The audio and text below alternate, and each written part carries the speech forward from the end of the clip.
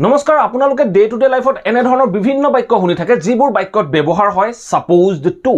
ইংৰাজীৰ এটা গুৰুত্বপূৰ্ণ ষ্ট্ৰাকচাৰ সাপোজ টুৰ বিষয়ে ডিসকাস কৰিম আজিৰ এই ভিডিঅটো খুব ইন্টাৰেষ্টিং আৰু ইম্পৰ্টেন্ট হ'ব আপোনালোকে স্কিপ নকৰাকৈ হেকলৈকে চাব এই ভিডিঅটো চোৱাৰ পাছত আপোনালোকে ডেফিনেটলি সাপোজ টু কেনেদৰে ব্যৱহাৰ হয় তাৰ বিষয়ে জানিব পাৰিব আৰু আপুনিও এনে ধৰণৰ বাক্য ব্যৱহাৰ কৰিব পাৰিব সো আহক এটা ভিডিঅটো আৰম্ভ কৰো এতিয়া প্ৰথম কথা হল আমি সাপোজ টু কোনবোৰ সিচুৱেশনত কি অৰ্থত ব্যৱহাৰ কৰিম যেতিয়া বাক্যটোৱে কোনো এটা ডিউটিৰ কথা কব কোনো এটা ৰেসপন্সিবিলিটিৰ কথা কব কোনো এটা অব্লিগেশনৰ কথা কব তেনেকুৱা ক্ষেত্ৰত আমি বাক্যবোৰত সাপোজ টু ব্যৱহাৰ কৰিব লাগে যেতিয়া বাক্যটোৱে আপোনাক ডিউটিৰ কথা কব আপোনাক অব্লিগেশনৰ কথা কব আপোনাক ৰেসপন্সিবিলিটিৰ কথা কব তেনেকুৱা ক্ষেত্ৰত আপুনি বাক্যবোৰত সাপোজ টু ব্যৱহাৰ কৰিব পাৰে ফৰ এক্সাম্পল হিচাপে মই ক'ব পাৰো মই এজন শিক্ষক I M a teacher so মই এজন শিক্ষক হিচাপে মই কি কৰা উচিত মই মোৰ ছাত্ৰ ছাত্ৰীসকলক বা মোৰ লাৰ্নাৰসকলক মই শিকোৱা উচিত বা শিকোৱাটো মোৰ দায়িত্ব শিক্ষক হিচাপে মোৰ ছাত্ৰ ছাত্ৰীসকলক শিকোৱাটো মোৰ দায়িত্ব বিইং এ টিচাৰ মোৰ কি দায়িত্ব মোৰ ছাত্ৰ ছাত্ৰীসকলক মই শিকোৱাটো মোৰ দায়িত্ব সো যেতিয়া আমি দায়িত্ব মোৰ ৰেসপন্সিবিলিটিৰ কথা কম তেনেকুৱা ক্ষেত্ৰত আমি সাপোজ টু ব্যৱহাৰ কৰি বাক্যখিনি ফৰ্ম কৰিব পাৰো সো আপোনালোকৰ বাবে দুই চাৰিটা এক্সাম্পল আছে এই এক্সাম্পল কেইটাৰ মাধ্যমেৰে আমি বুজিবলৈ যত্ন কৰো সো ফাৰ্স্ট এক্সাম্পলটো চাওক ফাৰ্স্ট এক্সাম্পলটো কি কৈছে you are supposed to study এই বাক্যটো চাওক কি কৈছে you are supposed to study now so এই বাক্যটো চাওক কি কৈছে you are supposed to study now তুমি এটা পঢ়ি থাকিব লাগে বা পঢ়ি থকা উচিত আপোনালোকৰ মনত হয়তো কোৱেশ্চন আহিছে যে you are supposed to study now কোৱাতকে আমি ক'ব পাৰো you should study now definitely আপুনি ক'ব পাৰে you should study now তুমি এটা পঢ়ি থকা উচিত এটা চাওক আপোনাৰ ধৰক কোনোবাজন লৰাৰ এক্সাম আহি আছে দুদিনৰ পিছত এক্সাম তেখেতে কি কৰি আছে মোবাইলত গেম খেলি আছে নতুবা টিভিত কিবা এটা চাই আছে আপুনি গৈ দেখিলে যে লৰাজনে টিভি চাই আছে বা মোবাইলত গেম খেলি আছে আপুনি যেতিয়া তেখেতৰ দায়িত্বটো মনত পেলাই দিব যে এই সময়ত তুমি টিভি চাই থকা উচিত নহয় তুমি এই মুহূৰ্তত তোমাৰ দায়িত্ব কি পঢ়ি থকাৰ দায়িত্ব তোমাৰ ৰেসপন্সিবিলিটি কি অহা দুদিনৰ পিছত তোমাৰ এক্সাম আছে তোমাৰ ৰেসপন্সিবিলিটি কি তুমি পঢ়ি থাকিব লাগে পঢ়ি থকাটো তোমাৰ দায়িত্ব তেনেকুৱা ক্ষেত্ৰত যেতিয়া আমি ৰেসপন্সিবিলিটি দায়িত্ব অব্লিগেশনৰ কথা কম তেতিয়া আমি কম you are supposed to study now এই সময়ত তুমি পঢ়ি থাকিব লাগে আমি লৰাজনৰ যেটো দায়িত্বটোৰ বিষয়ে উনুকিয়াই দিলো ঠিক তেনে ধৰণে নেক্সট এক্সাম্পলটো চাওক নেক্সট এক্সাম্পলটো কি কৈছে you are supposed to তুমি কৰা উচিত কি কৰা উচিত you are supposed to take care of your father so বাক্যটো চাওক কি কৈছে you are supposed to take care of your father তুমি তোমাৰ দেউতাৰ মানে চোৱাচিতা কৰিব লাগে দেউতাক তত্ত্বাৱধান কৰিব লাগে বা চোৱাচিতা কৰিব লাগে কৰা উচিত কৰাটো আমাৰ উচিত নে দায়িত্ব আমি আমাৰ মা দেউতাক টেক কেয়াৰ কৰাটো বা চোৱাচিতা কৰাটো আমাৰ দায়িত্ব নে আমি কৰা উচিত আমাৰ দায়িত্ব যেতিয়া আমি দায়িত্বৰ কথা কম আমাৰ অব্লিগেশনৰ কথা কম আমাৰ ৰেসপন্সিবিলিটিৰ কথা কম ধৰক আপোনাৰ বন্ধু এজনৰ দেউতাকৰ বেমাৰ হৈ আছে বন্ধুজন দেউতাকৰ ওচৰত যোৱা নাই বা দেউতাকক চোৱাচিতা কৰা নাই আপুনি আপোনাৰ বন্ধুজনক তেখেতৰ দায়িত্বৰ বিষয়ে উনুকিয়াই দিছে কি বুলি উনুকিয়াই দিছে you are supposed to take care of your father তুমি তোমাৰ দেউতাক চোৱাচিতা কৰা উচিত কৰিব লাগে তেখেতৰ দায়িত্বৰ বিষয়ে কৈছে আৰু এইখিনিতে এটা পইণ্ট মনত ৰাখি ল'ব যেতিয়া বাক্যটোত সাপোজ টু ব্যৱহাৰ কৰিব তেনেকুৱা ক্ষেত্ৰত আপুনি প্ৰেজেন্টত হলে প্ৰেজেন্টৰ বি ভাৰ্ব আৰু পাষ্টত হলে আপুনি পাষ্টৰ বি ভাৰ্ব ব্যৱহাৰ কৰিব আপুনি যদি কয় you were supposed to study that time সেই সময়ত তুমি পঢ়ি থকা উচিত আছিল মানে সেই সময়ত তুমি পঢ়ি থকাটো তোমাৰ দায়িত্ব আছিল তেনেকুৱা ক্ষেত্ৰত আমি পাষ্ট টেন্সটো বাক্যখিনি ক'ব পাৰো সদায় মনত ৰাখিব ইয়াত কেৱল বি ভাৰ্ব হে ইউজ হ'ব ইয়াত কোনো মডেল ভাৰ্ব বা হেল্পিং ভাৰ্ব ইউজ হ'ব নোৱাৰে উইল ইউজ নহয় হেভ হেজ ইউজ নহয় can could shall should will would may might must একো সাপোজ টুৰ আগত ইউজ হ'ব নোৱাৰে কেৱল বি ভাৰ্ব হে ইউজ হ'ব ঠিক আছে নেক্সট এটা এক্সাম্পল চাওক নেক্সট এক্সাম্পলটো কি কৈছে you are supposed to so বাক্যটো চাওক কি কৈছে you are supposed to reach office on time so বাক্যটো কি কৈছে you are supposed to তোমাৰ এটো দায়িত্ব কি দায়িত্ব you are supposed to reach office on time সময়মতে অফিস আহি পোৱাটো আপোনাৰ দায়িত্ব ধৰক আপোনাৰ অফিস 9 বজাত আৰম্ভ হয় আপোনাৰ অফিস 9 বজাত আৰম্ভ হয় আৰু 9 বজাৰ আগে আগে আপুনি গৈ পোৱাটো আপোনাৰ দায়িত্ব আপুনি গৈ পোৱা উচিত হয় আপুনি অফিসত টাইম মতে পোৱাটো আপোনাৰ দায়িত্ব সো তেতিয়া আপোনাক কি ক'ব you are supposed to reach office on time তুমি মানে বা আপুনি সময়মতে আহি অফিস পোৱাটো আপোনাৰ দায়িত্ব সো যদি এই বাক্যবোৰ আমি নিগেটিভত ক'ব লগা হয় আমি ক'ব পাৰো যে you are not supposed to reach office late আমি তেতিয়া on time to নকৈ আমি লেট ক'ব লাগিব you are not supposed to reach office late মানে পলমকৈ আহি পোৱাটো তোমাৰ দায়িত্ব বা আপোনাৰ দায়িত্ব নহয় ঠিক তেনেধৰণে আৰম্ভণিতে মই দুটা বাক্য কৈছিলোঁ যে এজন শিক্ষক হিচাপে মই মোৰ লাৰ্নাৰ্ছসকলক শিকোৱাটো মোৰ দায়িত্ব এজন শিক্ষক হিচাপে বুলি ক'বলৈ যাওঁতে আমি ক'ব পাৰোঁ যে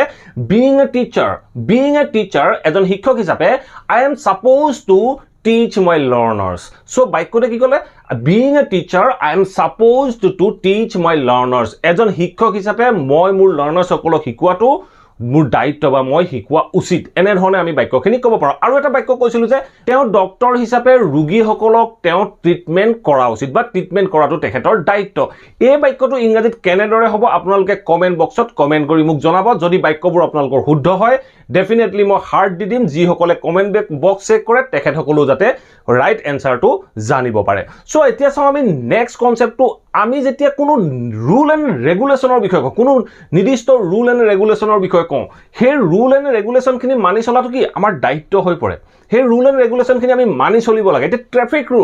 ট্ৰেফিক ৰুল মানি চলাটো আপোনাৰ উচিত নে আপোনাৰ দায়িত্ব ট্ৰেফিক ৰুল মানি চলাটো আপোনাৰ দায়িত্ব সো যেতিয়া এনেকা ৰুল এণ্ড ৰেগুলেশ্যনবোৰ মানি চলাৰ কথা কওঁ তেনেকুৱা ক্ষেত্ৰতো আমি ছাপ'জ টু ব্যৱহাৰ কৰিব পাৰোঁ কেৱল এনে ধৰণৰ ৰুলেই নহয় আপুনি ধৰক কোনোবা এখন কলেজত পঢ়ি আছে আপুনি কোনোবা এখন স্কুলৰ টিচাৰ হয় আপুনি যিয়ে হওক what ever it is so আপুনি যিয়ে হওক আপোনাৰ প্ৰত্যেকটো ইনষ্টিটিউচনৰ প্ৰত্যেকটো অৰ্গেনাইজেশ্যনৰ কিছুমান ৰুল এণ্ড ৰেগুলেশ্যন থাকে এই ৰুল এণ্ড ৰেগুলেশ্যনখিনি যেতিয়া আমি মানিবলৈ যাওঁ বা মানি চলিব লাগে বুলি ক'বলৈ যাওঁ তেনেকুৱা ক্ষেত্ৰত আমি ছাপ'জ টু ব্যৱহাৰ কৰিব পাৰোঁ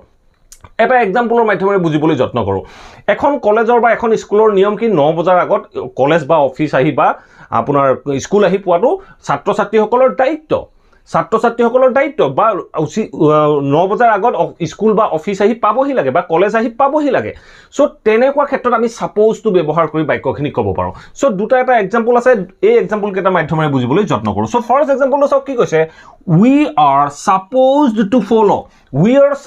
to follow আমি ফলো কৰা উচিত কি ফলো কৰা উচিত দ্য ট্ৰেফিক ৰুলছ আমি ট্ৰেফিক ৰুলবোৰ ফলো কৰা উচিত আমাৰ ট্ৰেফিক ৰুলবোৰ আমি ফলো কৰাটো আমাৰ দায়িত্ব সো তেনেকুৱা ক্ষেত্ৰত মই বাক্যটো ক'লো we are supposed to follow the traffic rules আমি ট্ৰেফিক ৰুলবোৰ ফলো কৰাটো আমাৰ দায়িত্ব ঠিক তেনে ধৰণে নেক্সট এটা এক্সাম্পল চাওক নেক্সট এক্সাম্পলটো কি কৈছে you are not supposed to এটো তোমাৰ দায়িত্ব নহয় এটো তুমি কৰা উচিত নহয় কি উচিত নহয় you are not supposed to reach here after 9 o'clock so বাক্যটো সব কি কৈছে you are not supposed to reach here after 9 o'clock 9 বজাৰ পিছত তুমি আহি পোৱাটো তোমাৰ মানে উচিত নহয় বা তুমি আহি পোৱাটো তোমাৰ দায়িত্ব নহয় আপোনাৰ অফিচত কিমান সময়ত পাব লাগে 9 বজাত পাব লাগে আপোনাৰ এটা নিয়ম এটা ৰুল এণ্ড ৰেগুলেশ্যন চলি আহিছে সো তেনেকুৱা ক্ষেত্ৰত আপুনি কৈছে যে 9 বজাৰ পিছত আহিছে মানুহজন আপুনি তেখেতৰ দায়িত্বৰ কথা উনুকিয়াই দিছে আপুনি তেখেতৰ নিয়মটোৰ কথা উনুকিয়াই দিছে তেনেকুৱা ক্ষেত্ৰত আপুনি ক'ব পাৰে যে you are not supposed to reach here after 9 o'clock 9 বজাৰ পিছত তুমি আহি পোৱাটো তোমাৰ দায়িত্ব নহয় সো ঠিক তেনেধৰণে এজন ষ্টুডেণ্ট ধৰ কলেজৰ ষ্টুডেণ্ট কলেজলৈ দেৰিকৈ আহিলে কলেজৰ যিজন প্ৰফেচৰ হয় বা যিজন লেকচাৰাৰ হয় লেকচাৰাৰজনে কৈছে যে you are not supposed to reach after 9 o'clock you are not supposed to reach college after 9 o'clock 9 বজাৰ পিছত কলেজলৈ অহাটো তোমাৰ দায়িত্ব নহয় বা তুমি অহা উচিত নহয় আপুনি ক'ব পাৰে যে তুমি 9 বজাৰ আগত কলেজ পাবহি লাগে এটো কলেজৰ নিয়ম you are supposed to reach college before 9 o'clock you are supposed to reach college before 9 o'clock এনে ধৰণে আমি বিভিন্ন বাক্য ক'ব পাৰোঁ ধৰক আপোনাৰ ঘৰত এটা নিয়ম আছে ৰাতি 9 বজাত সকলো শুবলৈ যায় ৰাতি 9 বজাত সকলো শুবলৈ যায় একদম এটা পকা বন্ধা নিয়ম আছে সো আপোনাৰ ধৰক দেউতাই নিউজ পেপাৰ বা কিবা এখন কিতাপ পঢ়ি আছে আপুনি আপোনাৰ দেউতাক যেতিয়া আপোনাৰ যেটো দায়িত্ব তেখেতৰ যেটো নিয়মটোৰ বিষয়ে উনুকিয়াই দিব তেনেকুৱা ক্ষেত্ৰত আপুনি ক'ব পাৰে যে you are supposed to go to your bed মানে আপুনি এতিয়া শুবলৈ যোৱা উচিত আপুনি তেখেতৰ নিয়মটো আপুনি উনুকিয়াই দিলে এনেকুৱা ক্ষেত্ৰতো আমি suppose to ব্যৱহাৰ কৰিব পাৰোঁ নেক্সট আমি suppose to ব্যৱহাৰ কৰোঁ যেতিয়া আমি কোনো এক্সপেক্টেশনৰ কথা কওঁ কোনো আশাৰ কথা কওঁ যেতিয়া আমি আশাৰ কথা ক'বলৈ যাওঁ তেনেকুৱা ক্ষেত্ৰতো আমি suppose to ব্যৱহাৰ কৰি বাক্যখিনি ক'ব পাৰোঁ এটা এক্সাম্পলৰ মাধ্যমেৰে আপোনালোকক বুজাই দিবলৈ যত্ন কৰোঁ মই যদি এটা এক্সাম্পল কওঁ যে অহা সপ্তাহত নেক্সট উইকত প্ৰাইম মিনিষ্টাৰে অসমত ভিজিট কৰিব নেক্সট উইকত প্ৰাইম মিনিষ্টাৰে অসমত ভিজিট কৰাৰ আশা আছে মানে এই আশাৰ কথা ক'বলৈ যাওঁতে আমি suppose to ব্যৱহাৰ কৰিব পাৰোঁ আপোনালোকে মে বা শুডৰ হলনি যদি সাপোজ টু ব্যৱহাৰ কৰে it's really sounds good so আপোনালোকে ব্যৱহাৰ কৰিব পাৰে সো দুটা এটা এক্সাম্পল আছে এই এক্সাম্পল কেইটা মাধ্যমেৰে বুজিবলৈ যত্ন কৰক সো ফাৰ্স্ট এক্সাম্পলটো চাওক ফাৰ্স্ট এক্সাম্পলটো কি কৈছে you were so you were কৈছো মানে মই পাষ্টত কৈছো you were supposed to meet me yesterday মানে বাক্যটো কি কৈছে you were supposed to meet me yesterday মানে তুমি যোৱাকালি মোক লগ কৰাৰ কথা আছিল লগ কৰাৰ আশা আছিল সো তেনেকুৱা ক্ষেত্ৰত মই supposed to ব্যৱহাৰ কৰিলো মই কলো যে তুমি মোক যোৱাকালি লগ কৰাৰ আশা আছিল বুলি কওঁতে মই supposed to ব্যৱহাৰ কৰি বাক্যটো ক'ব পাৰো ঠিক তেনে ধৰণে নেক্সট এটা এক্সাম্পল চাওক নেক্সট এক্সাম্পলটো কি কৈছে He is supposed to arrive tomorrow. এই বাক্যটো চাওক কি কৈছে He is supposed to arrive tomorrow. তেওঁ অহাকালিলৈ অহাৰ আশা আছে He is supposed to arrive. তেওঁ অহাৰ আশা আছে কেতিয়ালৈ অহাকালিলৈ He is supposed to arrive tomorrow. তেওঁ অহাকালিলৈ অহাৰ আশা আছে যেতিয়া আমি আশাৰ কথা ক'বলৈ যাওঁ তেনেকুৱা ক্ষেত্ৰত আমি supposed to ব্যৱহাৰ কৰি ক'ব পাৰো আমি ক'ব পাৰো যে he may arrive tomorrow এনে ধৰণে আমি ক'ব পাৰো he may arrive tomorrow আৰু আমি ক'ব পাৰো he is supposed to arrive tomorrow so whenever you use supposed to it really sounds good so try to use supposed to instead of may so next example to চাওক next example to কি কৈছে she is supposed to help me she is supposed to help me তেওঁ মোক তাই মোক সহায় কৰাৰ আশা আছে মানে তাই মোক সহায় কৰিব বুলি মই আশা কৰিছো সো তেনেকুৱা ক্ষেত্ৰত মই বাক্যটো কৈছো she is supposed to help me তাই মোক সহায় কৰিব মই আশা কৰিছো আশা কৰি মই বাক্যটো কৈছো তাই মোক সহায় কৰিব she is supposed to help me তাই মোক সহায় কৰাৰ আশা আছে তেনেকুৱা ক্ষেত্ৰত আমি supposed to ব্যৱহাৰ কৰিব পাৰো মই এটা বাক্য কৈছিলো যে প্ৰাইম মিনিষ্টাৰে নেক্সট উইকত অসমত ভিজিট কৰিব মানে মই আশা কৰিছো প্ৰাইম মিনিষ্টাৰে নেক্সট উইকত অসমত ভিজিট কৰিব তেতিয়া আমি বাক্যটো ক'ব পাৰো যে Prime Minister is supposed to visit Assam next week. Prime Minister is supposed to visit Assam next week. এনে ধৰণে আমি supposed to বিভিন্ন বাক্যত ব্যৱহাৰ কৰিব পাৰো আশা কৰো এই ভিডিওটোৰ পৰা আপোনালোকে নিশ্চয় বুজিব পাৰিলে আমি supposed to কেনেদৰে বিভিন্ন বাক্যত ব্যৱহাৰ কৰিব পাৰো যদি এই ভিডিওটো ভাল পালে আৰু এই ভিডিওটোৰ পৰা supposed to বিষয়ে শিকিব পাৰিলে প্লিজ ভিডিওটো লাইক কৰক আৰু সকলোৰে মাজত শেয়াৰ কৰক অসমৰ প্ৰত্যেকজন ছাত্ৰ ছাত্ৰীৰ মাজত শেয়াৰ কৰক যাতে অসমৰ প্ৰত্যেকজন ছাত্ৰ ছাত্ৰীয়ে ঘৰতে থাকি ইংৰাজীৰ এই কথাবোৰ শিকিব পাৰে আৰু যদি আপোনাৰ কিবা টপিক আছে কিবা কোৱেশ্চন আছে তেতিয়া হলে আপোনালোকে মোক কমেন্ট বক্সৰ মাধ্যমেৰে জনাব পাৰে আৰু মই আপোনালোকক ভিডিওৰ মাধ্যমেৰে তাৰ বিষয়ে ক'বলৈ যত্ন কৰিম আৰু যদি চেনেলটো সাবস্ক্ৰাইব কৰা নাই প্লিজ সাবস্ক্ৰাইব কৰি অল নটিফিকেশন অন কৰি লব মই এনে ধৰণৰ ইংলিশ লাৰ্নিংৰ ভিডিও ৰেগুলাৰ আপলোড কৰি থাকো আপোনালোকে নটিফিকেশন পাব আৰু ভিডিওবোৰ চাব পাৰিব Thank you for watching this video.